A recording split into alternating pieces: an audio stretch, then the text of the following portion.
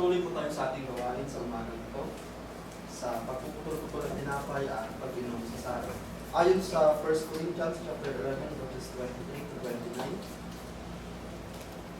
Sapagkat tinanggap ko sa Panginoon ang ibinibigay ko naman sa inyo, na ang Panginoong Isus ng gabing siya'y pagkanulo ay tumangkot ng tinapay, at nang siya'y makapagpasalamat ay kanyang pinagputol-putol at sinabi, ito'y aking katawan na pinagputol-putol dahil sa inyo, gawin ninyo ito sa pag-aalaala sa akin.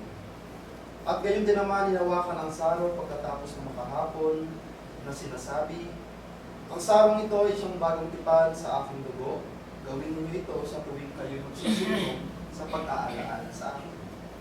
Sapagkat sa tuwing kanin ninyo ang tinapay na ito, at inuman ninyo ang saro, ay inihahayag ninyo ang pagkamatay ng Panginoon hanggang sa dumating siya. Kaya pag sino mang kumain ng tinapay o uminom sa saro ng Panginoon na di nararapat, ay magkakasala sa katawan at dugo ng Panginoon. Tatapuan siya sa atin ng tao ang kanyang sarili, at saka kumain ng tinapay at uminom sa saro.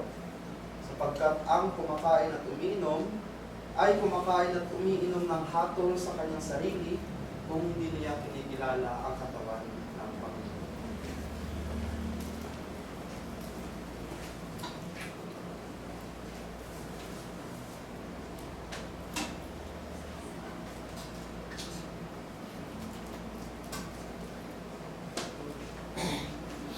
Ay po lahat ay tumayo para.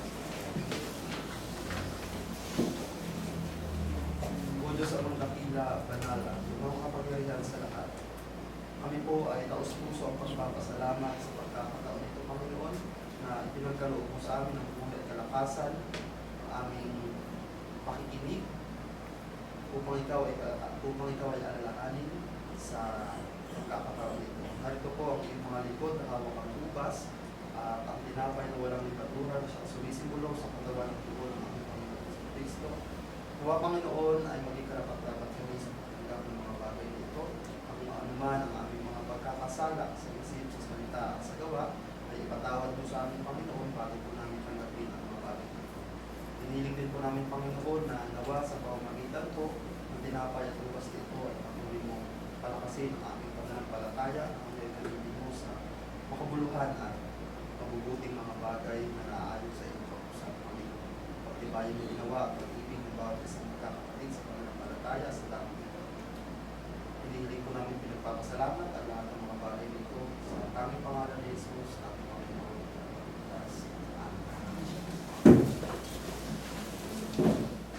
Dumako po tayo para sa ating bagal para sa mga banal.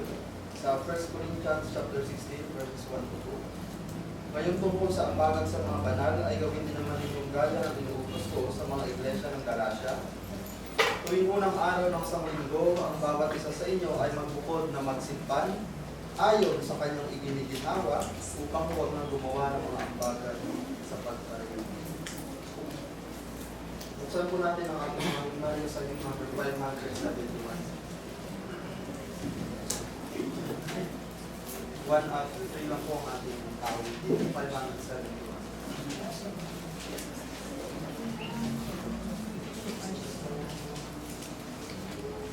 Sowing in the morning, sowing seeds of kindness. Ready? Sing. Sowing in the morning, sowing seeds of kindness, sowing in the noontide and the dewy eve, waiting for the harvest and the time of reaping, we shall come rejoicing, bringing in the sheaves, bringing in the sheaves, bringing in the sheaves. We shall come rejoicing, bringing in the sheaves, bringing in the sheaves, bringing in the sheaves. We shall come rejoicing, bringing in the sheaves. Going forth with weeping, sowing for the Master, though the loss sustain our spirit of increase. When our weeping's over, He will bid us welcome. We shall come rejoicing, bringing in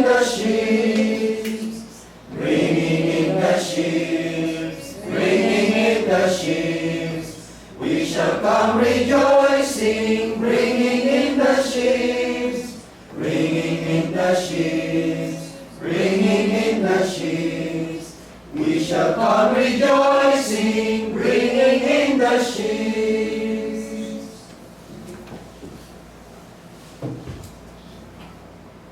Tayo pong lahat ay saglit na yung po at ipikit ang ating mga mata o pangalan. Salamat po, Panginoon, sa buhay at kalakasan sa pagkakataon ito na kami ay pinagkalooban mo ng mapagpalang kamay upang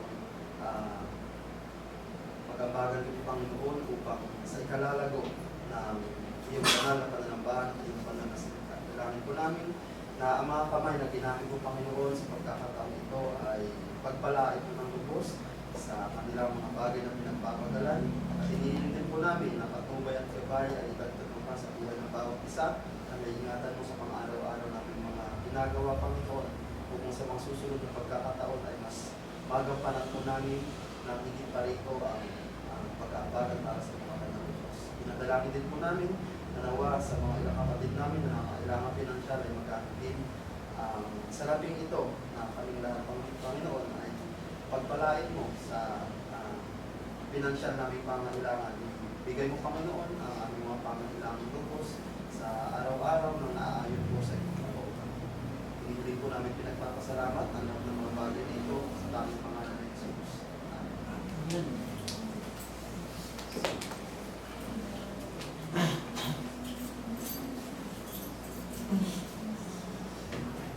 Katanungan po ba tayo mga kapatid sa atin? Oo. Sige po, si sister muna lang, brother.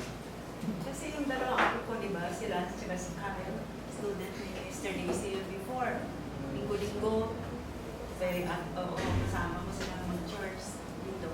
Ngayon, Brad, college na si Lance, pinapakausap ko pa nga sa'yo, sabi ko, si Kyle, parang hindi ko na sila madala lalo si Lance, malungkot ako dun sa panganay kong apo. Kasi parang hindi na siya naniniwala kay God. Kaya sabi ko kay Sir Daisy, kausapin mo nga minsan, ganun ko siya. Linggo dito. Parang pananagutan ko ba sa Diyos yun, na ganun sila ngayon? Na nadadala sila ng sa school, ng mga barkada, ng mga friends. Kaya parang nahihirapan ako mag-explain. Minsan dinadala ko dito sa magsamba, pinipilit ko, hindi naman nakikinig. Parang nalulungkot ako. Oo, nalulungkot ako para sa kanila. Bakit yung kabataan ay nasubaybayan ka namin na kasama mo sila Oo, totoo. nung sumasamba tayo sa pasal, ay dumadating po itong mga ganitong pagsubok sa ating buhay. Kaya nga na sinabi ko po, huwag tayong tumigil hanggat kaya. Alam ng Diyos kung ano yung kagustuhan natin na dalhin sila sa harapan ng Panginoon. Ngunit kung ang impluensya ng sanlibutan mas mabigat, idaan natin sa taimtim na panalangin, hingin ang presensya ng Panginoon, parang siya ang tumulong at gagawa ng kalagdagang paraan para ano ang mabuti para sa kanila. May limit po ang kakayahan natin bilang isang tao. Pero kung ginawa natin yung ating role na yun, simula't simula pa, sa akin naman po, hindi ito pananagutan kasi hindi ka nagkulang eh. Lubha lamang mahina at ayaw tumanggap at ang nakapalibot. Ang pinakapatuloy nating idalangin, bigyan ka ng karagdagang kalakasan, kaalaman at kaparaanan sa tulong ng Panginoon kung ano ang dapat mong gawin